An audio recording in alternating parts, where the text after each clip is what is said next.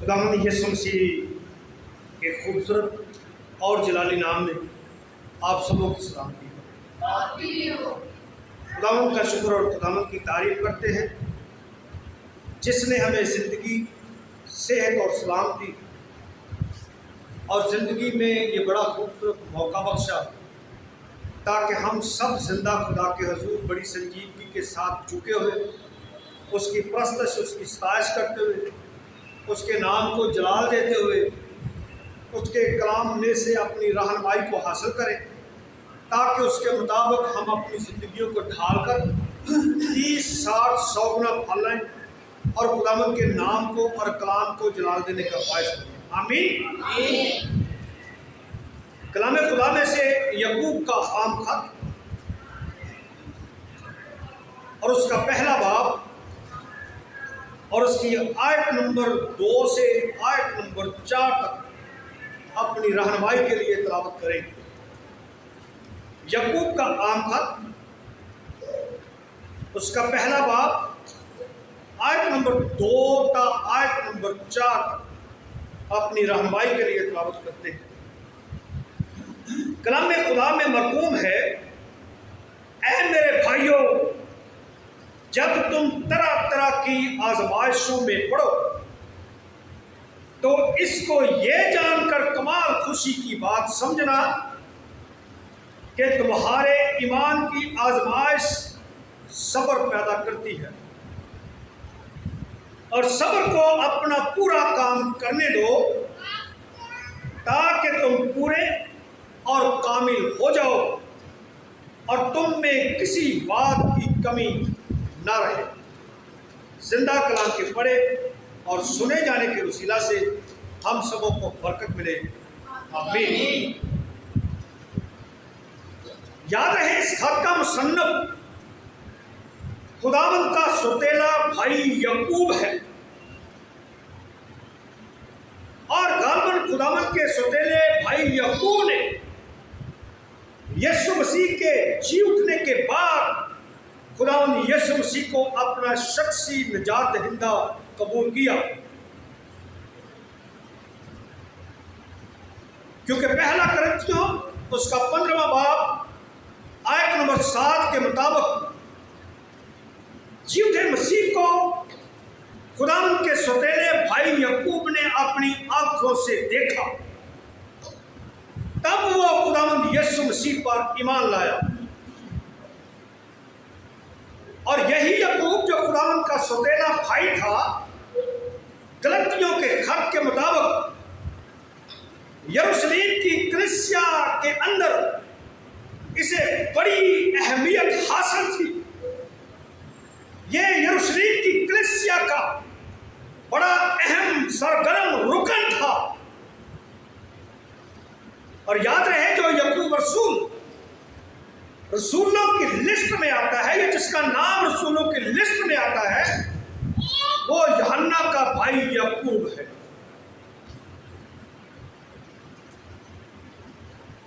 اور اس یوحنا کے بھائی یعقوب کو، یعنی جو رسولوں کی لسٹ میں آتا ہے یا جو شاگردوں کی لسٹ میں آتا ہے، اس یعقوب کو ایمان 12ویں باب کی پہلی 2 آیات کے مطابق ہیرودیس نے قتل کروا دیا، اور پھر ایمان 12ویں باب کے اندر ہی اس کی 17ویں آیت میں خداوند کے بھائی یعقوب کا ذکر ملتا ہے، اور اسی یعقوب نے ایمان 15ویں باب کے اندر پہلی کلیسیائی کونسل جو ختنے کے تعلق سے ہوئی، جو ختنے کے متعلق ہوئی، اس کلیسیائی کونسل کی صدارت کی، کیونکہ اس سے یروشلم کی کلیسیا کے اندر ایک بڑا اہم مقام حاصل تھا، اس کی بڑی ویلیو تھی، اس کی بڑی قدر تھی، کیونکہ وہ خداوند کا سوتیلا بھائی تھا، اس لیے اسے کلیسیا کے اندر ایک بڑا اہم مقام حاصل تھا۔ اور خداوند کا سوتیلا بھائی یعقوب مسیحوں سے گہری محبت رکھنے والا شخص، اس لیے اسے راہ ملا کہ یہ راست باز ہے، کیونکہ وہ بڑی وفاداری کے ساتھ احکام خداوندی پر عمل کیا کرتا تھا، اور خداوند کے بھائی یعقوب نے اس خط کو غالباً 61 میں 48 سے لے کر 61 میں لکھا، اور اسی خداوند کے بھائی یعقوب کو سردار کہن حنانیہ نے سنسار کروا دیا تھا۔ اور اس خط کو جب لکھا گیا اس وقت ایمانداروں کو سخت مخالفت اور لا قانونیت کا سامنا درپیش تھا، جس کی بنا پر ایمانداروں کی باہمی محبت ٹھنڈی پڑ چکی تھی، جیسے آج کے دور میں بھی کہ مختلف جگہوں پر رہنے والے ایمانداروں کو لا قانونیت کا سامنا درپیش، بے شمار مختلف قسم کی مختلف نوعیت کی مخالفتوں کا سامنا درپیش، اسی طرح اس دور کے اندر بھی ابتدائی کلیسیا کو بھی ایسے حالات کا سامنا کرنا پڑا، یا ابتدائی کلیسیا بھی ایسے حالات میں سے گزری، جیسے بھائی سیمول بتا رہے تھے کہ وہاں پر جنامارا کے اندر جو ایماندار ہیں انہیں دکانوں سے جو ضروریات زندگی کی اشیاء ہیں وہ نہیں ملتی، ان کی جاب جو ہے وہ جاتی رہی ہے۔ یہ بالکل سیم سمرنا کی کلیسیا کے ساتھ بھی اسی طرح ہوا، اور یہ نئی باتیں نہیں ہیں، بلکہ یہ ابتدائی کلیسیا کے لوگوں کو بھی ایسے حالات کا سامنا کرنا پڑا۔ اور یاد رہے اس خط کا مرکزی مضمون حقیقی مسیحی زندگی، عملی زندگی ہے، یعنی جو حقیقی مسیحی ہیں، جو حقیقت میں مسیحی ہیں، وہ عملی زندگی گزارنے والے لوگ ہوتے ہیں، وہ عملی طور پر کچھ کر کے دکھاتے ہیں۔ اس لیے اس کا مرکزی مضمون حقیقی مسیحیت، حقیقی عملی زندگی ہے۔ اور اس خط کو لکھنے کا مقصد ایمانداروں پر واضح کرنا ہے کہ کلام خدا پر عمل کرنا ہی حقیقی ایمان اور حقیقی مسیحیت ہے۔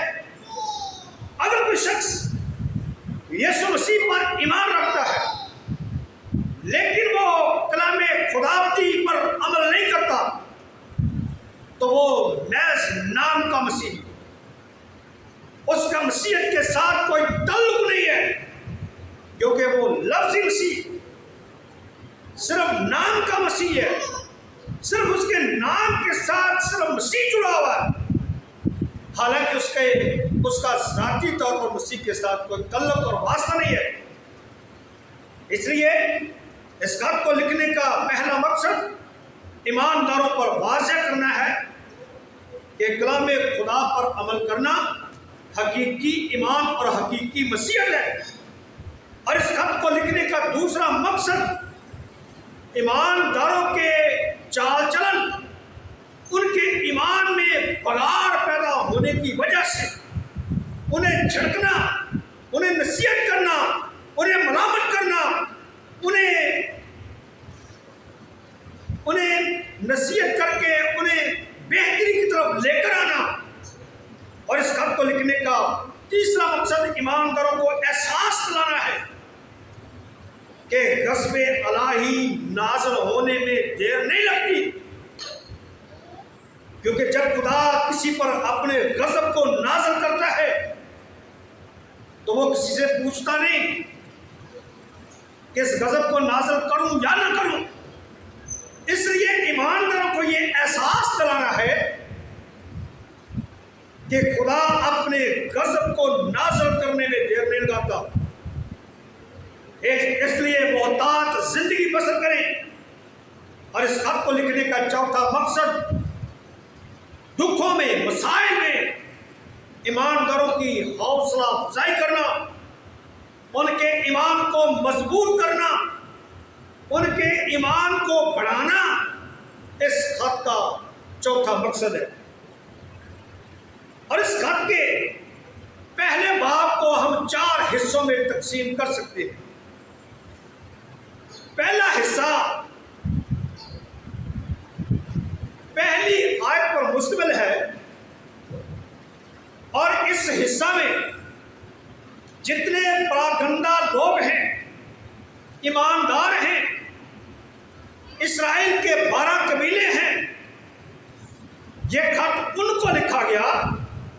اور پہلے حصے میں ان جگہ بجگہ پھیلے ہوئے، ان جگہ بجگہ پراگندہ لوگوں کو، ایمانداروں کو سلام دعا کہی گئی، یا اس حصہ میں سلامتی کی دعا ان کے لیے کی گئی۔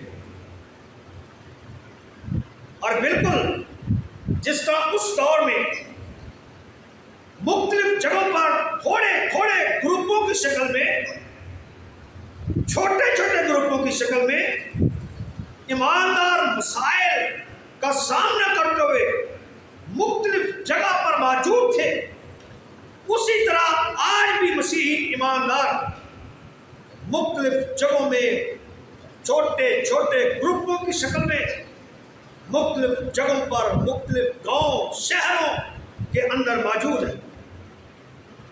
اور یاد رہے، یہ خدا کے الہی انتظام کے مطابق ہے کہ خدا اپنے لوگوں کو ان کی زندگیوں کے اندر بعض اوقات ایسے حالات پیدا کر دیتے ہیں کہ وہ پراگندہ ہو، اور وہ اس لیے پراگندہ کرتا ہے تاکہ وہ انجیل کی روشنی، انجیل کی خوشخبری جو ان تک پہنچی ہے، انجیل کا مکاشفہ جو ان تک پہنچا ہے، وہ دوسرے لوگوں تک پہنچائے۔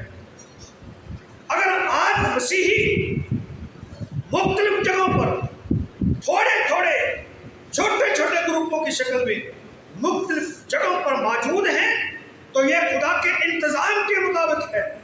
خدا نے اپنے لوگوں کو تھوڑے تھوڑے گروپوں، چھوٹے چھوٹے گروپوں میں مختلف جگہوں پر ایک خاص مقصد کے تحت رکھا ہے، تاکہ وہ خدا کا مکاشفہ، انجیل کی روشنی دوسرے لوگوں تک پہنچائیں۔ کیونکہ ایمانداروں کو روشنی کہا گیا، اور روشنی کا کام ہے کہ وہ روشنی پھیلائیں، روشنی پھیلے۔ ایمانداروں کو نور کہا گیا۔ اس لیے گو ہم تھوڑے تھوڑے مختلف جگہوں پر پراگندگی کی حالت میں، لیکن تو بھی ہمارا زندہ خدا نہ ہمیں بھولتا ہے اور نہ ہمیں نظر انداز کرتا ہے، بلکہ ہر طرح کے حالات میں وہ ہمارے ساتھ رہتا ہے، کیونکہ اس نے وعدہ کیا ہے کہ میں دنیا کے آخر تک ہمیشہ تمہارے ساتھ ہوں۔ اس لیے وہ اپنے وعدوں کے پیچھے کھڑا لا تبدیل خدا اور اپنے لوگوں کی مدد، اپنے لوگوں کی رہنمائی کرنے کے لیے ہمیشہ تیار رہتا ہے۔ اور یاد رکھیں، بعض اوقات ایمانداروں کو جو بڑی بڑی آزمائشوں کا سامنا درپیش ہوتا ہے، بعض اوقات ایماندار جو بڑی بڑی برکتوں کے حقدار، جو بڑی بڑی خوشیوں کے حقدار، انہیں مسائل کا، دکھوں کا، آزمائشوں کا سامنا کرنا پڑتا یا ایسے حالات میں سے گزرنا پڑتا ہے جو انتہائی تکلیف دے۔ اور یہاں پر جن آزمائشوں کا ذکر کیا گیا ہے، وہ ایسی آزمائشیں نہیں جو خود ساختہ ہوں یا جو انسان نے اپنے لیے آپ پیدا کی ہو۔ یہ وہ آزمائشیں ہیں جو انجیل کی خاطر، جو یسوع مسیح کے نام پر ایمان لانے کی خاطر ایمانداروں پر آتی ہیں، ان آزمائشوں کا ذکر ہے۔ اور یاد رکھیں، لکھا ہے کہ جب تم طرح طرح کی آزمائشوں میں پڑو، یاد رکھیں اگرچہ ایمانداروں کی مصیبتیں، اگرچہ ایمانداروں کی آزمائشیں بڑی بڑی، لیکن خدا کے کلام میں یہ وعدہ ہے کہ صادق کی مصیبتیں بڑی ہیں لیکن خدا اس کو ہر ایک مصیبت سے چھڑائے گا، بچائے گا، اس کے ساتھ رہے گا۔ یہ خدا کا عظیم وعدہ ہے۔ اور یاد رکھیں یہ آزمائش جو طرح طرح کی ہے، لیکن ان آزمائشوں کا مقصد ایمانداروں کا رویہ، ایمانداروں کا چال چلن، اسے بہتر بنانا۔ اور یہ آزمائشیں، یہ مسائل، یہ دکھ حقیقت میں ایمانداروں کے چال چلن کو، ایمانداروں کے ایمان کو بہتر بنانے کے لیے آتے ہیں۔ اور ایسے حالات میں ایمانداروں کا رویہ، ایمانداروں کا چال چلن، ان کا ایمان کیسا ہونا چاہیے، اس بات کی بھی یعقوب اپنے خط میں واضح طور پر تعلیم دیتے۔ یاد رکھیں دنیا کا فلسفہ یہ کہتا ہے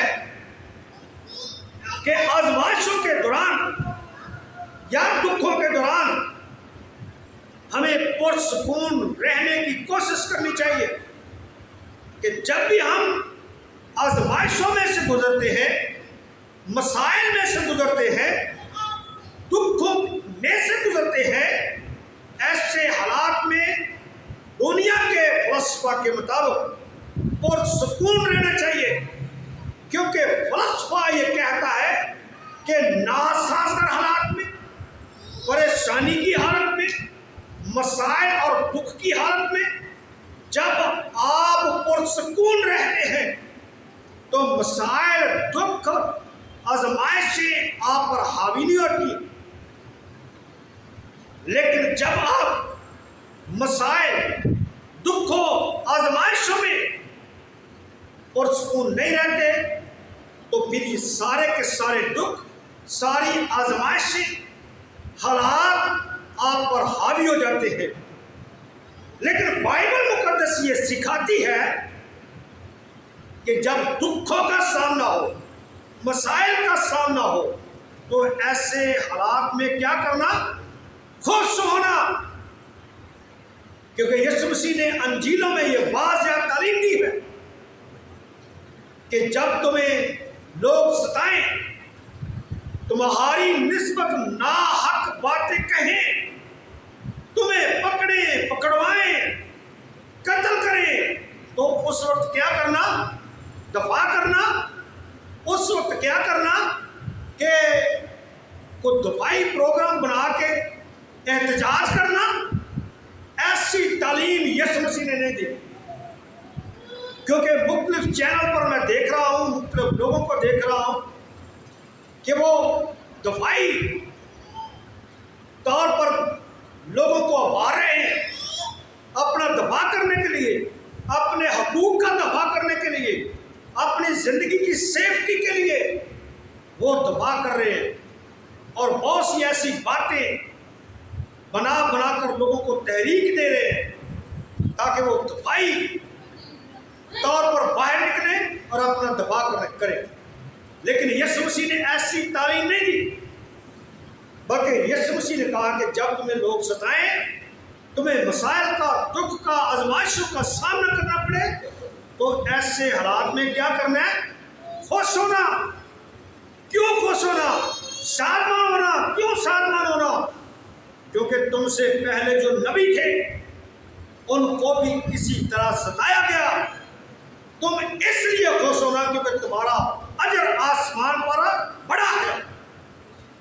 اس لیے جب ایسے حالات کا سامنا درپیش ہو تو ایسے حالات میں دفاع کرنے کی بجائے ہمیشہ خوش رہنے کی کوشش کریں۔ اور یاد رکھیں ایسے حالات میں ہمت نہیں ہاریں، حوصلہ رکھیں، ہمت باندھیں، کیونکہ ہماری آزمائشیں جو اس دنیا میں ہوتی ہیں وہ ہماری خوبیوں کو چمکانے کے لیے ہوتی ہے، کیونکہ جو خوبیاں ہمارے اندر موجود ہیں ان خوبیوں کو پالش کرنے کے لیے آزمائشی ہوتی ہے۔ کیونکہ یعقوب نے اس خط کے اندر صاف اور واضح کہا کہ جب تم طرح طرح کی آزمائشوں میں پڑو تو کیا کرنا؟ خوشی کی بات سمجھنا، کمال خوشی کی بات سمجھنا اس بات کو۔ کیوں؟ کیونکہ تمہارے ایمان کی آزمائش، آزمائش کس کی ہوتی ہے؟ ایمان کی۔ ایمانداروں کی آزمائش نہیں بلکہ کس کی آزمائش ہے؟ ایمانداروں کے ایمان کی۔ جب بھی ایماندار طرح طرح کی آزمائشوں میں پڑتے ہیں تو ایمانداروں کے ایمان کو ٹیسٹ کرنے کے لیے آزمائش آتی ہے۔ اور یاد رکھیں ہمارے اندر یہ خوبی کہ ہم یسوع مسیح پر ایمان رکھتے ہیں، یہ پہلی خوبی ہے۔ اور اس خوبی کی آزمائش، اس ایمان کی آزمائش جب ہوتی ہے اور ہم خدا کے مقررہ وقت تک اس خوبی کی آزمائش میں سے بڑے تحمل کے ساتھ گزرتے ہیں تو وہ آزمائش، اس خوبی کی آزمائش، اس خوبی کا ٹیسٹ، ایمان کا ٹیسٹ ہمارے اندر صبر پیدا کرتا ہے، ایک دوسری خوبی پیدا کر دیتا ہے۔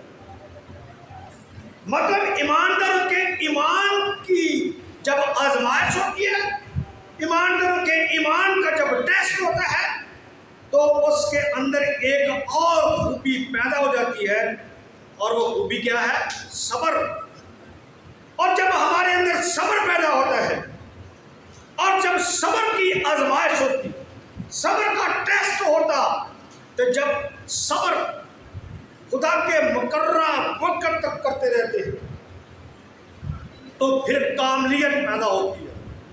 پھر ایک اور خوبی پیدا ہوتی ہے کہ ایماندار، ایک مسیحی کامل ہوتا ہے، اس کا ایمان کامل ہوتا، اس کا صبر کامل ہوتا۔ اس لیے یعقوب اپنے خط میں صاف اور واضح طور پر کہتے ہیں کہ تمہارے ایمان کی آزمائش صبر پیدا کرتی ہے، اور صبر کو اپنا پورا کام کرنے دو تاکہ تم پورے اور کامل ہو جاؤ۔ کیونکہ خدا چاہتا ہے کہ جیسا ہمارا آسمانی باپ کامل ہے ہم بھی اسی طرح کامل ہوں، اور یہ حالات، یہ آزمائشیں، یہ دکھ، یہ مسائل، یہ حقیقت میں ہمیں کاملیت تک پہنچانے کے لیے آتے ہیں، یہ ہمیں کامل بنانے کے لیے آتے ہیں۔ اس لیے ان حالات سے، ان مسائل سے خوف زدہ ہونے کی ہرگز ضرورت نہیں ہے۔ اس لیے بہت سے لوگ ایسے ہیں جب انہیں دکھوں کا، آزمائشوں کا، مسائل کا سامنا کرنا پڑتا ہے تو وہ بالکل بے حس ہو جاتے ہیں، بالکل سٹک ہو جاتے ہیں، انہیں کچھ علم اندازہ نہیں ہوتا کہ ایسے حالات میں مجھے کیا کرنا چاہیے اور کیا نہیں کرنا چاہیے، بے حس ہو جاتے ہیں۔ لیکن خدا کے لوگ ایسے حالات میں خوش رہ کر دکھوں پر، مصیبتوں پر، آزمائشوں پر غالب آتے اور فتح پاتے ہیں۔ اور یاد رکھیں جب خدا کے ٹھہرائے ہوئے وقت تک ہم دکھوں کو برداشت کرتے ہیں تو ہمارا صبر کامل ہو جاتا، اور جب صبر کامل ہوگا تو ایماندار کامل ہوگا۔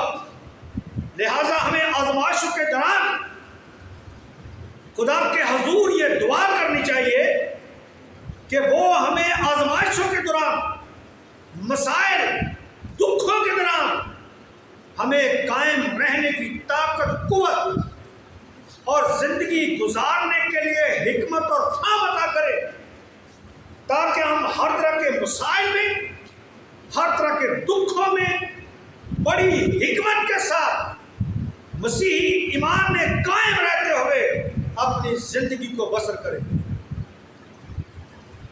और याकूब अपने खत में साफ और वाज़ेह तौर पर कहता है कि खुदा मांगने वालों को ब्याजी के साथ देता है।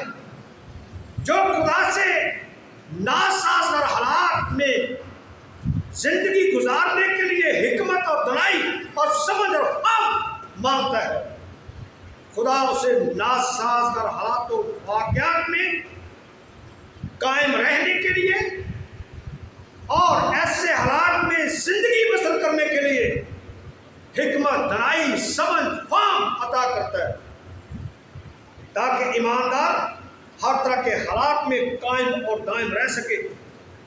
लेकिन मांगने वालों के बारे में यह कहा गया है कि जब मांगते हैं तो शक न करें, क्योंकि शक्की मजाज शक करने वाला शख्स समंदर की लहरों की मारद होता जो हवा से उछलती और बहती है। इसीलिए बाज ईमानदार जब दुआ करते हैं, दुआ में ठहरते हैं, ईमान में बुलंदियों पर होते हैं, लेकिन जब उनकी जिंदगियों में शक आता तो शक की वजह से वो पस्ती में चले जाते, पस्ती में गिर जाते, समंदर की लहर की तरह बह जाते। इसलिए कहा गया है कि जो दुआ करते हैं, मांगते हैं, वो ईमान के साथ मांगे, क्योंकि ईमान से फतह और सरफराजी हासिल होती है और शक से शिकस्त और नाकामी का सामना करना पड़ता है। लिहाजा डगमगाने वाला ईमान, समंदर की लहरों की ईमान हमारे चाल चलन, मसीही चाल चलन, मसीही रवैये पर बुरा असर डालता है। लिहाजा आजमाइशों में सब्र करने वालों के लिए ही बेशुमार बरकतों का वादा कलाम खुदा के अंदर मौजूद है, क्योंकि ये आजमाइशें हमें शिकस्ता करने के लिए नहीं आती, बल्कि इसलिए आती हैं ताकि हमारे लिए बरकत की राहें खोल दें। क्योंकि मैंने पिछले संडे को भी ये बताया था कि गो जनावाला के ईमानदारों को बड़ी मुसीबत का, बड़ी आजमाइश का, बड़े दुख का सामना करना पड़ा, लेकिन उनके ये दुख, उनकी आजमाइशें, उनकी ये सारी परेशानियां, ये सारी की सारी चीज़ों ने, सारी की सारी बातों ने उनके लिए बरकत के दरवाजे खोले। सारी दुनिया के ईमानदारों, सारी दुनिया के मसीहों की नजरें उन पर लगी हुई।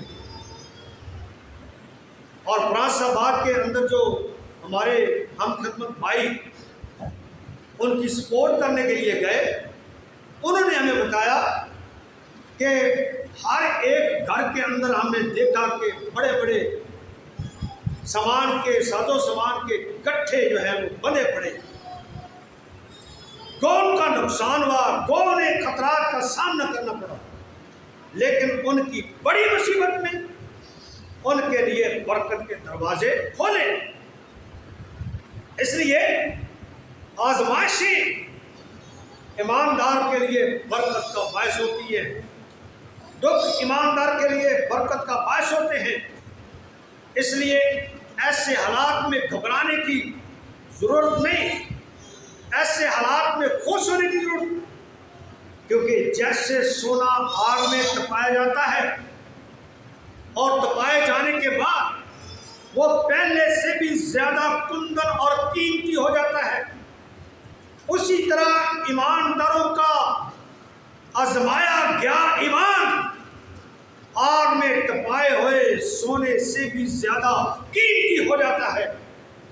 इसलिए थोड़ी देर के दुख अबदी ताज का बायस होते हैं। आजमाइश दुख फरमा बरदारी सिखाने के लिए आते हैं। दुख आजमाइश में जोर आवर बनाने के लिए आते हैं। दुख आजमाइश पाकीज़गी बख्शने के लिए हमें आते हैं। दुख आजमाइश सब्र पैदा करने के लिए, दुख आजमाइश कामिल बनाने के लिए, दुख आजमाइश जलाली बनाने के लिए, और दुख आजमाइश बादशाही तक पहुंचाने के लिए आते हैं। और दुख आजमाइश हमारे लिए दोगुना बरकत लेकर आते हैं।